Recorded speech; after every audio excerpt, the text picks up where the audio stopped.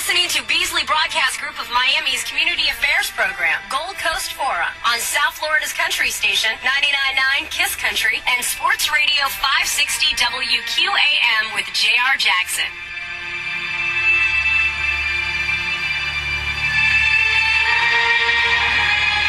This morning's guest is Sandra Seiden. She is the Florida State Director for Personal Ponies. Good morning, Sandra.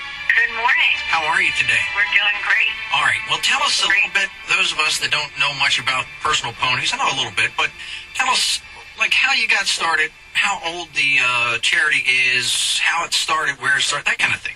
Okay. Well, I first got involved about 9 years ago. My fourth child was born with special needs, and when he was 4.5 years old, he received as a gift from the charity 2 therapeutic personal ponies, tiny little equines.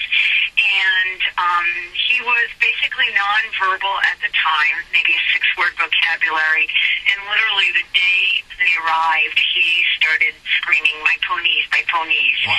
So this was a child that kind of clung to mom's leg, and immediately he wanted to brush the ponies. He wanted to take the ponies for a walk by himself and groom the ponies and learn to muck a stall, and he became very independent very quickly. So I saw, how powerful this was for him, and really felt like I wanted to share these ponies with the community. So we started small, just kind of asking, who we could help, who we could reach out to, and in 9 years, I was made Florida State Director almost immediately, and in the 9 years, we've grown our program that we're actually the model program in the United States, and we have 6 little ponies that we work with. We go each week to hospitals, pediatric ICU centers, rehabilitative centers, nursing homes. We go to schools with special ed departments. We work with children that are medically fragile, children that are accident victims. And when I say children, I really shouldn't even use the word children because it's really people of all ages. In fact, we even spend a lot of time working with Alzheimer's and dementia patients in the community. Is there a minimum age? No, I've actually worked with them, newborn babies, doing infant stimulation with them. And certainly not a maximum. We've, work with people that are 100 years old. And the response is really incredible. I mean, it's really strong, and we see just absolutely amazing and beautiful things, happen with the interaction of the horse and, the person, the recipient. Nonverbal people, somebody with Alzheimer's that rarely speaks anymore, all of a sudden, talking about their childhood in Poland with a pony when they were, a wee bit high. We work with, as far as children, it could be a child with autism, Prader-Willi syndrome, cerebral palsy, you name it, and we're there. So really anywhere that the touch of a pony can be helpful. And speaking of the ponies, tell us a little bit about the ponies themselves. How big are these ponies? Well, our smallest pony is Buttons, and he's about 100 pounds. And our largest pony is Magic Man, and, he's probably tipping the scale at 350, I would say, approximately. Their personalities, they're very, very gentle, and they just seem to be aware of, if it's a patient and they're fragile, or they really understand normal things that would most likely spook a horse are not a problem for them. I mean, we bring them right into buildings. They go up in elevators. We bring them into patients' rooms. Sometimes there's very loud equipment, ventilators and such, lots of, machinery in the rooms. And and this is not something that they're afraid of. A child can put their arms around their neck, and they won't pull back until the child releases. And how, you say they're like 100 to like 350 pounds. How tall are they? Well, the average personal pony is probably 38 inches high. Is that the head or where the body is? Like on top of the shoulder area, the withers. So you said like they're 30? Very small. 30-something inches, you say? Yeah. And we dress them up for holidays. We'll participate in parades. Things to let the community know that we're here, that we're available to them. The thing that's so beautiful about personal ponies is there is no fee associated with the program. In other words, a parent doesn't have to have an insurance policy that will cover this or the funds to spend on this.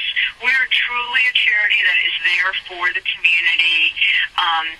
We welcome people to make donations. Of course, we do a fundraiser to keep us afloat because it is an expensive program to run. Right. But there's never an obligation. So we really, really try and be there for the community as much as we can. Now, do you do like a yearly fundraiser, or? We do. Our fundraiser this year is April 18th. We haven't really selected our theme yet. That, along with sponsorships and the generosity of the community, sometimes family foundations, sometimes grants, keeps us afloat. Mm-hmm. And where do you keep these ponies? Let me go back first. Sure. You say you're with the Florida director, right? The Florida State Director. I'm the Florida State Director, right. But we're actually national. Right. Okay, but you're in what, Boca? Yes, we're located in West Boca. Okay, so and you say Florida. Now, are there other, I guess, farms where other horses are in Florida, I guess? Yes, we have several locations around the state of Florida. The closest is like the west coast of Florida and then central Florida. Gainesville, we have a pony participating in a therapeutic riding center. They're using the ponies for groundwork because obviously it's a lot easier to teach that with a child who's medically fragile or has special needs with a 200-pound pony instead of a 1,200-pound horse. Right. The whole thing, it's not one or the other, therapeutic riding or personal ponies. Both of them are wonderful. Therapeutic riding is on the horse's back. Personal ponies deals a lot more with hands-on.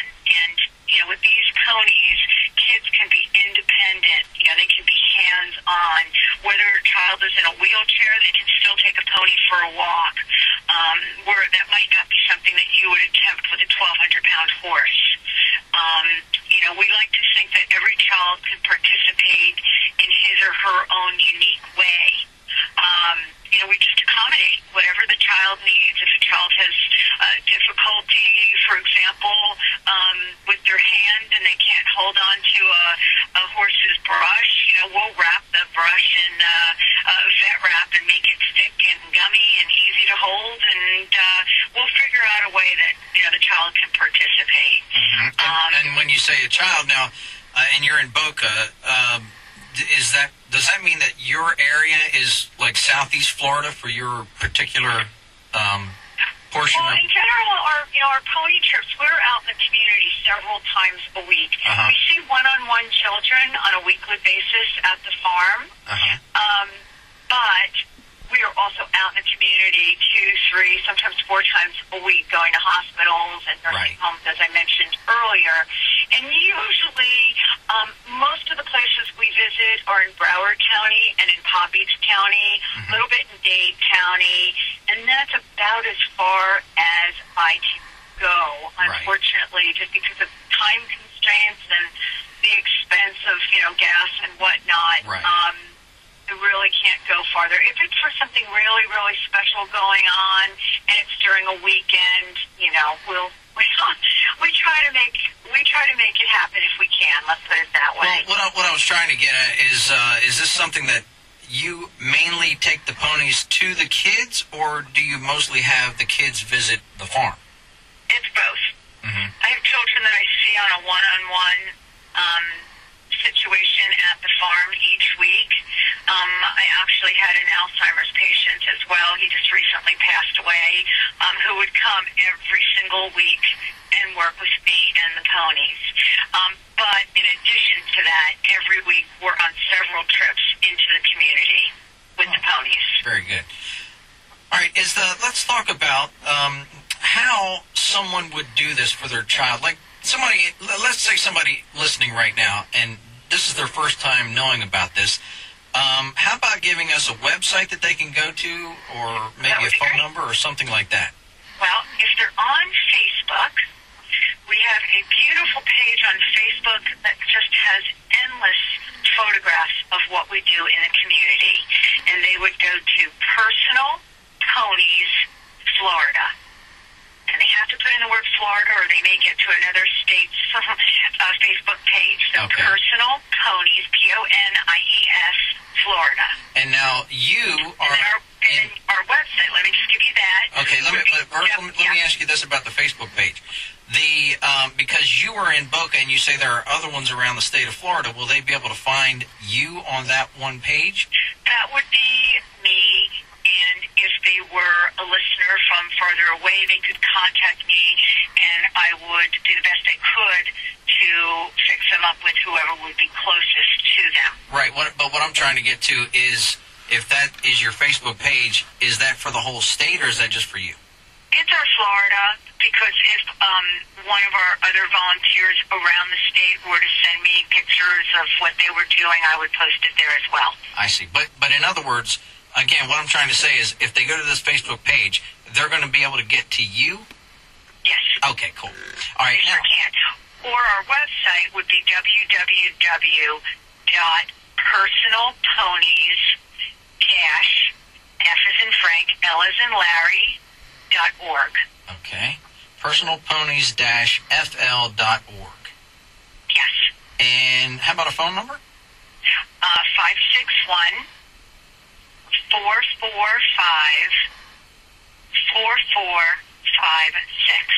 All right, we are talking with Sandra Seiden. She is the Florida State Director of Personal Ponies. If you're interested, please go to those websites or the Facebook page, or call that phone number. We'll be giving that out again a little bit later in the show, and we're going to take a break right now, and Sandra will be right back with you in just a minute. Terrific.